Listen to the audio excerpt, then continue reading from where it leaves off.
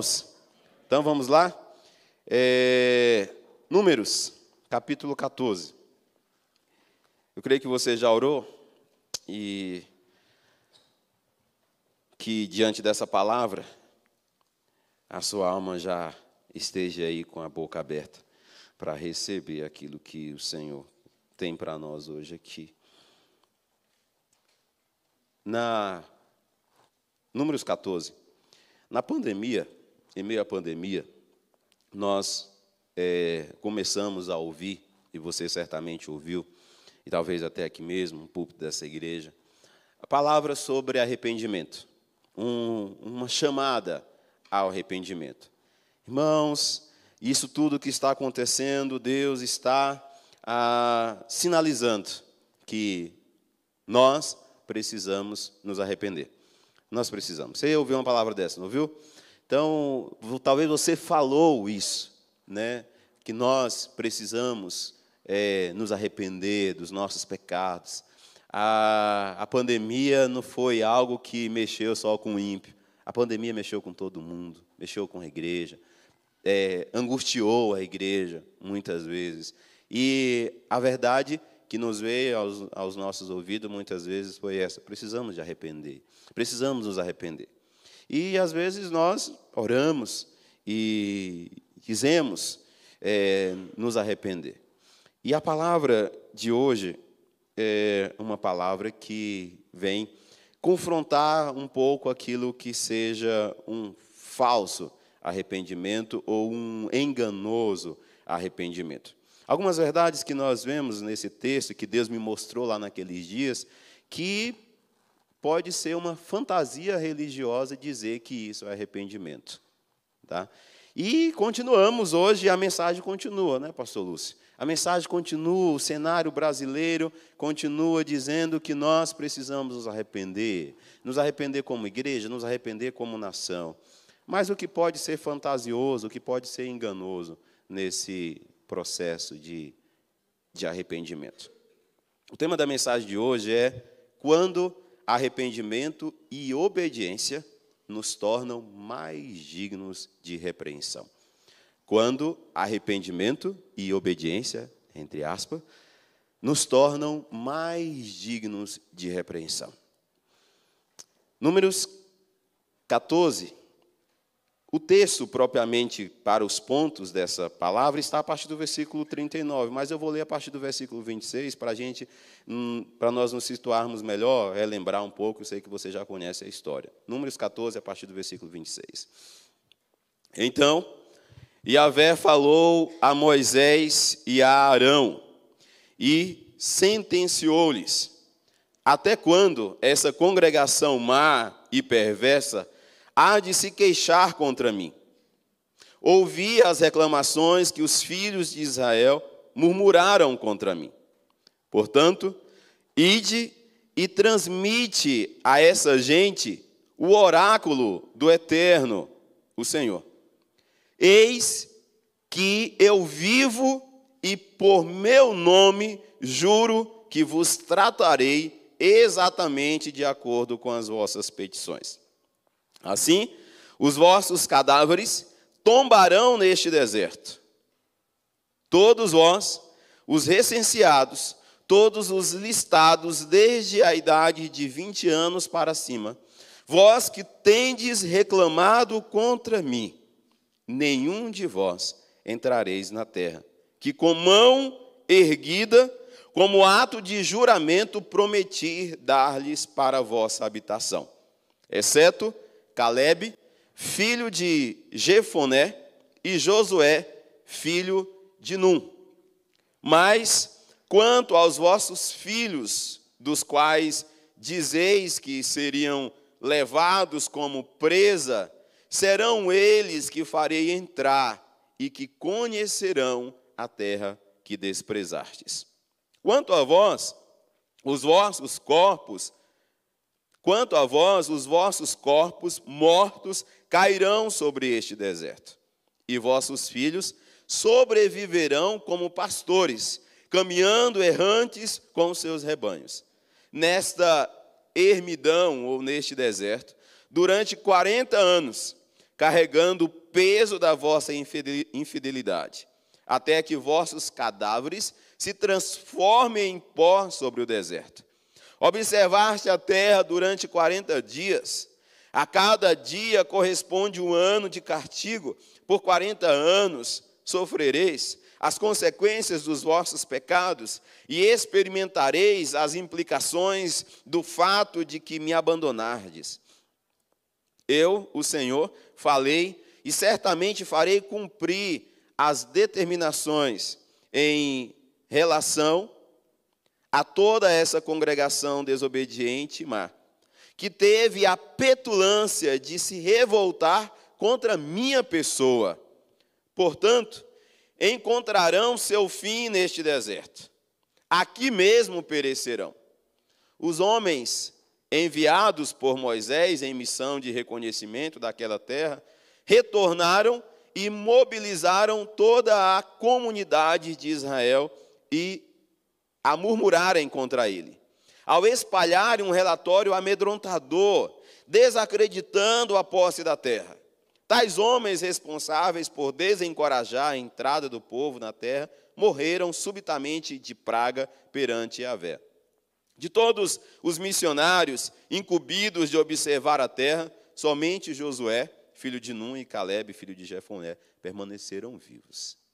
Então, antes de ler esse finalzinho do texto, a gente nos situa, relembrando que esse texto retrata o momento posterior ao retorno dos espias, quando Deus enviou eles para ver a terra de Canaã e poderem trazer o relatório ao povo, aos demais líderes e ao povo. E quando esses espias retornam, eles vão dizer, lá no capítulo 13, a partir do verso 25, vai ter esse relato, onde eles voltam e dizem: olha, a terra que vocês nos enviaram é uma terra que emana leite e mel. Está no versículo 27 do capítulo 3. Eis os seus produtos, né? Contudo, o povo que habita lá é um povo poderoso. As cidades são fortificadas, muito grandes. Também vimos ali descendentes de Enaque. E aí, Calebe vai, então, falar ao povo e dar uma palavra de entusiasmo. Nós vamos possuir a terra. Mas os outros 10 espias, eles estão realmente perplexos, com medo, e dá essa palavra ao povo, essa palavra de impossibilidade. Nós não podemos entrar nessa terra. Versículo 31 do capítulo 13. Entretanto, os homens que haviam acompanhado reagiram à palavra de Calebe, de Josué: não podemos marchar contra esse povo, visto que é mais forte que nós. E puseram-se a difamar diante dos filhos de Israel. A terra que havia observado, a terra para a qual fomos em missão de reconhecimento, é terra que devora seus habitantes. Todos aqueles que lá vimos são homens de grande estatura. Lá também vimos gigantes, os descendentes de Enaque, diante de quem parecíamos a nós e a eles gafanhotos. É interessante quando nós estamos enganados e quando nos falta fé, nós não pensamos só por nós. Nós não revelamos só os nossos pensamentos incrédulos, nós também revelamos os pensamentos dos outros, como incrédulos também. Então, às vezes, nós podemos dizer: olha, esse negócio eu posso dizer, né? Esse negócio de Every Home aí não vai dar certo, não. E eu acredito que mais da metade da igreja também não vai acreditar nesse negócio, não vai botar fé nesse negócio. Então, às vezes, nós podemos... A pessoa que descrê, aquele que falta fé, pensa, ele diz aqui, né? O povo disse: nós, olha aí, diante de quem parecíamos a nós e a eles. Ele diz até o que o povo pensou, o povo daquela terra pensou em relação a eles.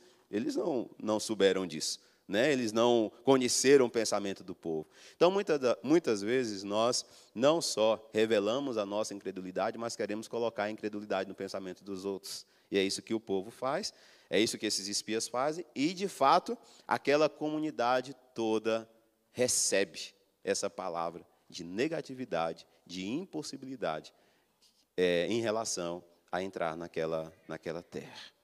E aí o povo começa, início do capítulo 14, versículo 1, toda a congregação elevou a voz, puseram-se a gritar, o povo chorou muito naquela noite. E aí, o povo realmente desacreditou da possibilidade. E aí começaram a dizer, era melhor ter nos deixado lá no Egito. Isso você já conhece muito bem. Era melhor ter deixado a gente morrer lá no Egito do que trazer nós para morrermos aqui no deserto. E aí, de repente, Deus aparece, revoltado, irado com o povo, e diz, eu vou acabar com todo mundo. Eu vou criar de você, Moisés, um novo povo que me obedeça. E aí Moisés, como sempre fez, vai interceder pelo povo. Não, Senhor, você não vai fazer um negócio desse, porque as nações sabem que foi o Senhor que trouxe esse povo para o deserto. Se eles morrerem aqui, vão falar o quê do Senhor? O Senhor fracassou.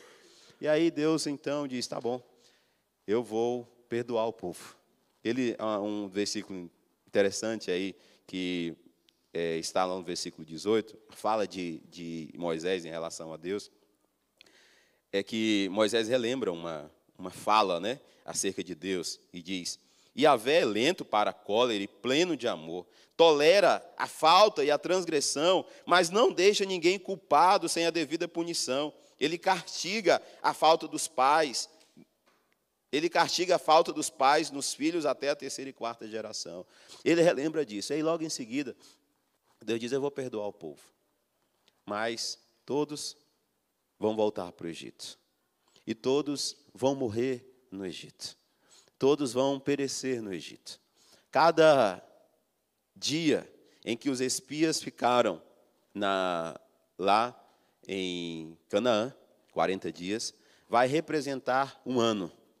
E todos irão perecer. Somente os seus descendentes irão possuir essa terra. E, com exceção, claro, de Caleb e Josué. E aí, Moisés agora vai dar esse relatório para o povo e dizer o que Deus decidiu fazer. E aí, quando Moisés dá esse relatório, aí vamos lá, versículo 39. Moisés comunicou essas palavras aos filhos de Israel, e o povo se expressou por meio de grandes lamentações.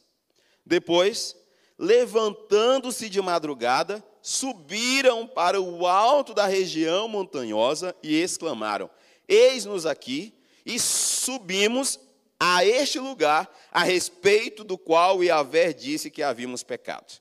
Replicou Moisés, por que transgredis a ordem de Yahvé? Isso não será bem sucedido. Não subais, pois o Senhor não está no meio de vós. Não prepareis a vossa derrota por meio dos vossos inimigos.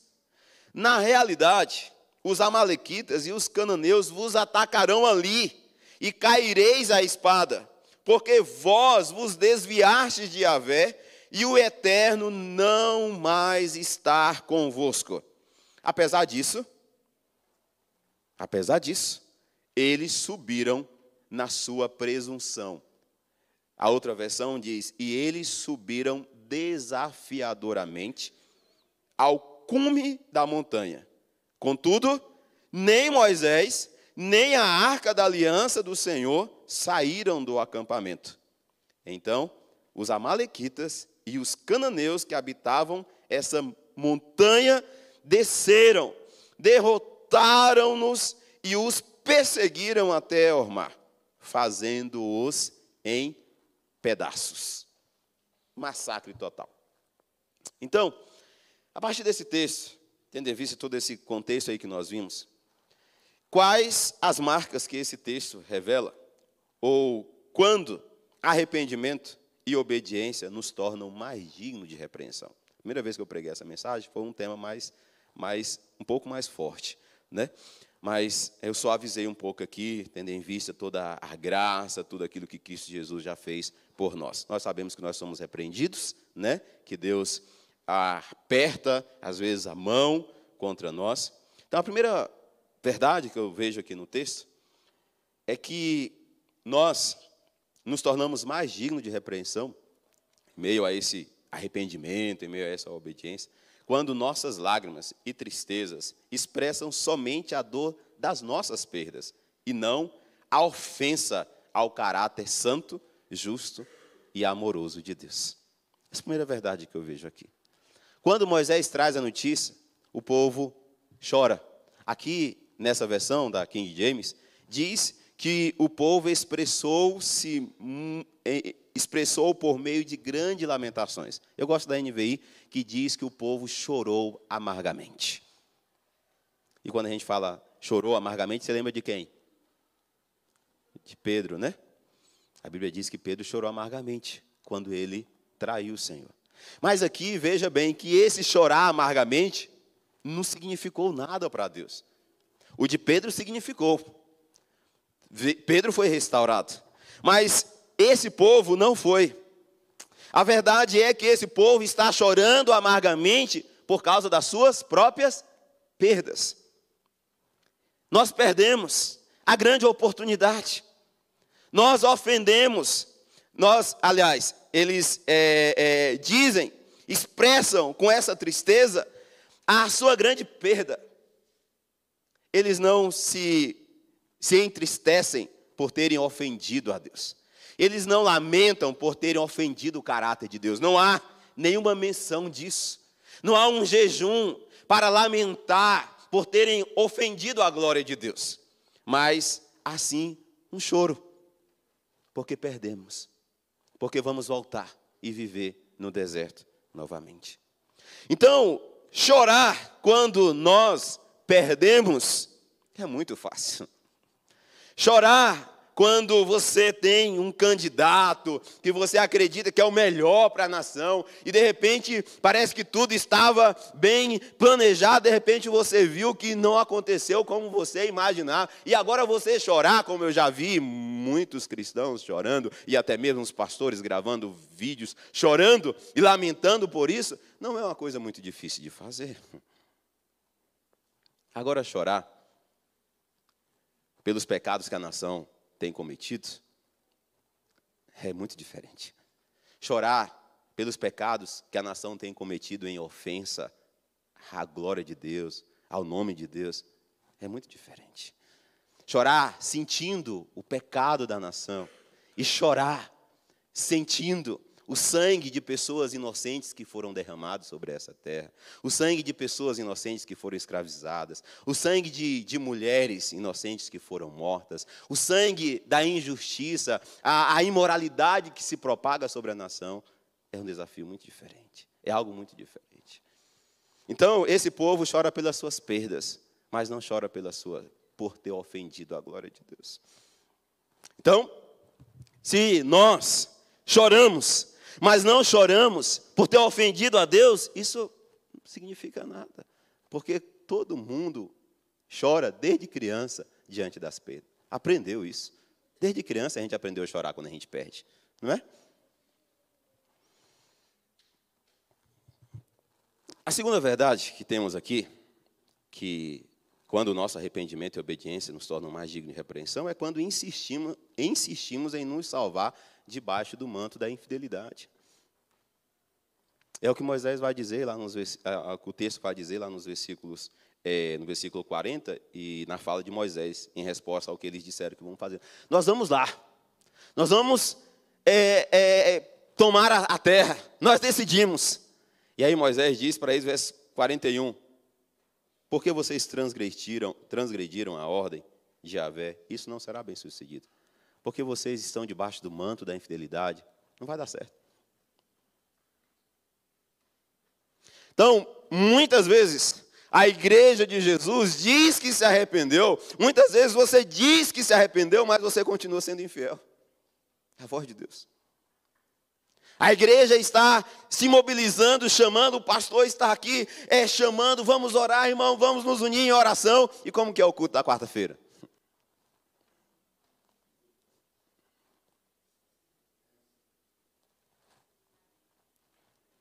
Não, nós dizemos, nós nos arrependemos, nós reconhecemos que as coisas não estão bem e tal. E o pastor, vamos, irmãos, contribuir, vamos ser fiéis nos nossos dízimos, nas nossas ofertas. Vamos estar aí participando da campanha de missões. E aí passa um mês falando da campanha. E tem irmãos que não têm coragem de contribuir com missões. E tem irmãos que não aprenderam a necessidade de entregar o seu dízimo ainda. E diz, nós nos arrependemos.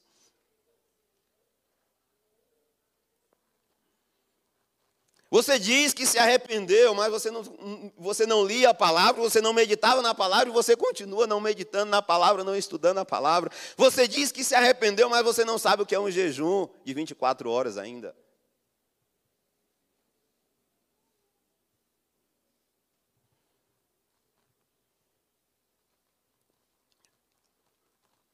Arrependimento e obediência, que nos tornam mais dignos da repreensão, é quando nós insistimos em nos salvar, em nos proteger debaixo do manto da infidelidade. Às vezes você diz para Deus, diante dos fracassos, das percas da sua família, você diz para Deus que você se arrepende, mas você não fez nada de diferente. E a palavra arrependimento é muito forte, né? Quando a gente lê a origem, né, o seu raiz, é meia volta, é uma volta de 360 graus. O que nós estamos fazendo de diferente? O que a igreja está vivendo de diferente, irmãos? Você orava 10 minutos e você continua orando 10 minutos diante de um cenário que você diz que está desastroso, está ruim, você continua orando o mesmo tempo que você orava. Você continua ficando na presença de Deus o mesmo tempo que você ficava antes de você entender que o negócio não estava bom. E agora você percebe que Deus está corrigindo, que Deus está repreendendo, que Deus está sinalizando que Ele não está feliz com o que está acontecendo sobre essa terra. E você continua fazendo do mesmo jeito. Amém, irmãos? Amém ou misericórdia? Amém, misericórdia, né? A terceira verdade que nós vimos aqui é quando nós insistimos em fazer aquilo que Deus já não deseja mais de nós. O povo agora quer ir, mas Deus disse que não é para ir mais. O povo agora quer fazer, mas Deus disse que não é para fazer mais. Então nós dizemos que nos arrependemos, nós dizemos que expressamos um choro, uma decepção, dizemos com isso estar nos arrependidos, mas Deus mudou a ordem e nós agora dizemos, não, vamos fazer aquilo que Deus mandou fazer lá. Não. Deus falou para o povo, para. Então, tem muita coisa que nós, como cristãos, os processos que a igreja está vivendo, às vezes são forma de Deus dizer que não está me agradando. Como Deus disse lá para o povo de Israel, em alguns momentos, através dos profetas, especialmente através de Isaías, parem de trazer, para de sacrificar, porque o culto de vocês já estão me causando náuseas, não está me servindo nada.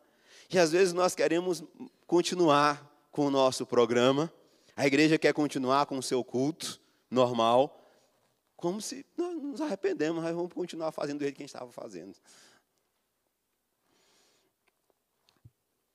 Amém, irmãos? A outra verdade é quando insistimos em desonrar aqueles que Deus levanta como líderes sobre a nossa vida. Moisés diz, não é para ir. Eles já tinham pecado porque não ouviu os líderes, porque não ouviu o seu líder. E agora o que está acontecendo é uma consequência do erro. E aí o líder diz, não vão, vocês vão fracassar. E ele, nós vamos. E foram.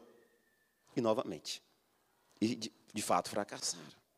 Então, quando o povo diz, nós nos arrependemos, ou quando a igreja diz, nós nos arrependemos e continua desonrando os seus líderes, continua desonrando as pessoas que Deus levanta para orientá-los, é fato que esse arrependimento é uma fantasia religiosa. Nada de arrependimento, porque Deus sempre guiou seu povo através dos líderes, os pastores. Eu fiquei pensando nesses dias, porque muitas ovelhas brigaram com seus pastores, inclusive inclusive minhas ovelhas, se chatearam com seus pastores, por causa de uma posição nesse momento em relação à política. Eu fiquei pensando, o pastor tem a melhor palavra para o casamento, o pastor tem a melhor palavra para a sua vida financeira, o pastor tem a melhor palavra para a criação dos filhos. O pastor tem a melhor palavra para praticamente tudo na sua vida, mas ele não tem a melhor palavra para te orientar politicamente.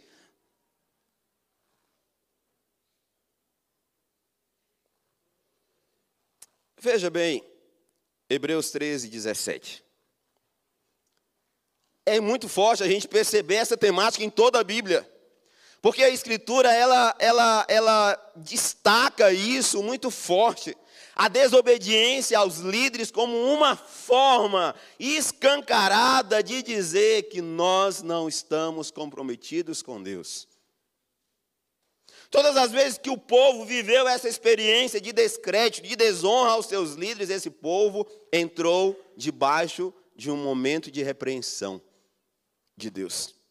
E aí, Hebreus 13, 17 diz, obedeçam aos seus líderes e submetam-se à autoridade deles. Eles cuidam de vocês como devem prestar contas. Obedeçam-lhes para que o trabalho deles seja uma alegria e não um peso. Por isso não seria proveitoso para vocês. E isso não seria proveitoso para vocês. Olha como que o texto bíblico é muito claro sobre isso. Não é proveitoso para o povo de Deus desobedecer aos seus líderes, aos seus pastores, aos seus guias. Quantos aqui poderiam, por um esforço, estar aqui participando de 2 dias de treinamento, de 2 dias de mobilização, para tentar levantar a igreja, para tentar buscar as almas perdidas, para tentar mobilizar a igreja para o seu papel? Mas muitos não vieram. Mas o pastor falou quantas vezes? O pastor desafiou a igreja quantas vezes?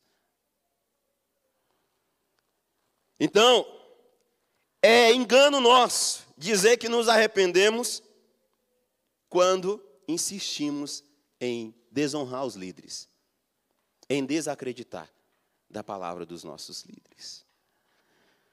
Amém, irmãos? O penúltimo ponto diz que arrependimento e obediência que nos tornam mais dignos de repreensão é quando nossa obediência é a expressão viva da arrogância e da amargura, e não da submissão. O povo diz, nós vamos, e nós não estamos importando com nada, Moisés, sua palavra não significa nada, nós vamos. Arrogância. Não era.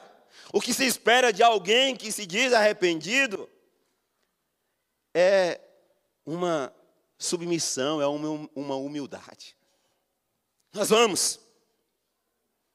Então, muitas vezes a igreja diz que se arrependeu, diz estar arrependida, ora dizendo, perdoa os nossos pecados, mas a igreja continua arrogante, soberba, como a igreja de Laodiceia, que se achava rica, bem vestida, e que via muito bem. E aí Jesus diz, eu tenho contra você, você está pobre, cega e nua. Mas muitas vezes a igreja não quer se ver assim, mesmo quando ela diz que está arrependida. Muitas vezes nós estamos batendo no peito e dizendo, miseráveis, nós somos miseráveis. Porque muitas pessoas, muitos visitantes estão vindo na nossa igreja, frequentando os nossos cultos, e eles saem tão vazios como entraram, porque a igreja está vazia da presença de Deus. Está carente da presença de Deus. Mas nós preferimos continuar no orgulho, na arrogância, pensando, não, Deus vai dar um jeito. Último ponto. Quando a presença de Deus é ignorada para as nossas batalhas. Quando arrependimento e obediência nos tornam mais dignos de repreensão. É quando a presença de Deus é ignorada. Todas as vezes que o povo ia para a batalha, o que ia na frente? A arca. O texto bíblico diz que nem Deus e nem a arca estavam com eles. Então, muitas vezes, nós estamos tentando fazer a obra de Deus sem a presença dEle. Muitas vezes, nós estamos dizendo estar arrependido, não sentimos a presença de Deus e não queremos pagar o preço para buscar essa aproximação.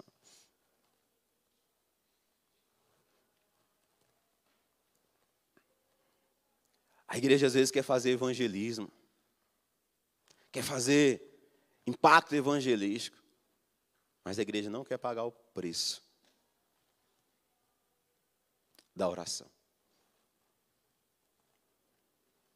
É interessante, eu não sei se isso acontece aqui, nós, esse período aí, 30 dias, depois do primeiro turno, nós marcamos oração na igreja todos, eu estava orando todos os dias, na igreja, numa igreja, na outra igreja, numa igreja, na outra igreja.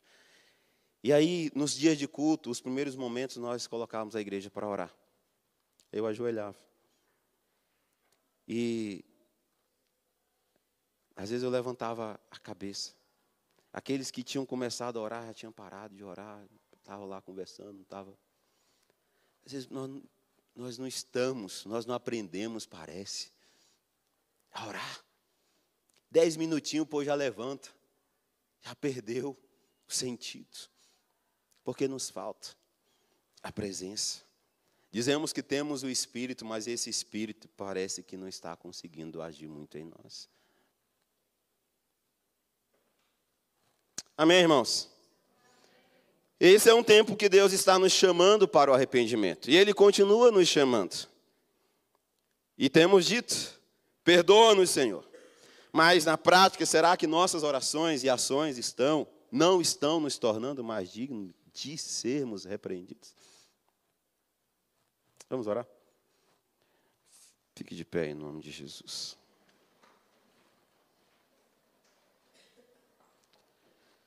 Deus eterno, grande é o nome do Senhor, Pai. Nós te louvamos, nós te exaltamos, porque o Senhor tem misericórdia de nós. E o Senhor continua falando conosco. O Senhor continua ministrando nas nossas vidas. Ó Deus, que o Teu Espírito Santo nos fortaleça por meio dessa palavra, para que nós possamos fazer os contornos necessários, a volta necessária. Deus, que nós não insistamos na arrogância, não insistamos no orgulho. Quebranta-nos, Senhor. Quebranta-nos. Continue agindo e nos fazendo fracassar quantas vezes forem necessárias, até que nós entendamos que é sobre a glória do Senhor, é sobre o Teu nome desonrado, é sobre o Seu nome desacreditado, é sobre a Sua palavra desonrada. Senhor, nos ajude no nome de Jesus. No nome de Jesus, pedimos ao Senhor perdão, misericórdia, para que nós possamos trilhar por um caminho que diz de fato do nosso lamentar diante da glória do Senhor desonrada, da glória do Senhor ferida, do nome do Senhor desacreditado nessa terra. No nome de Jesus, nós te pedimos graça e misericórdia. Fortalece-nos, Senhor, no nome de Jesus. Amém, amém e amém. Deus abençoe, irmãos, no nome de Jesus.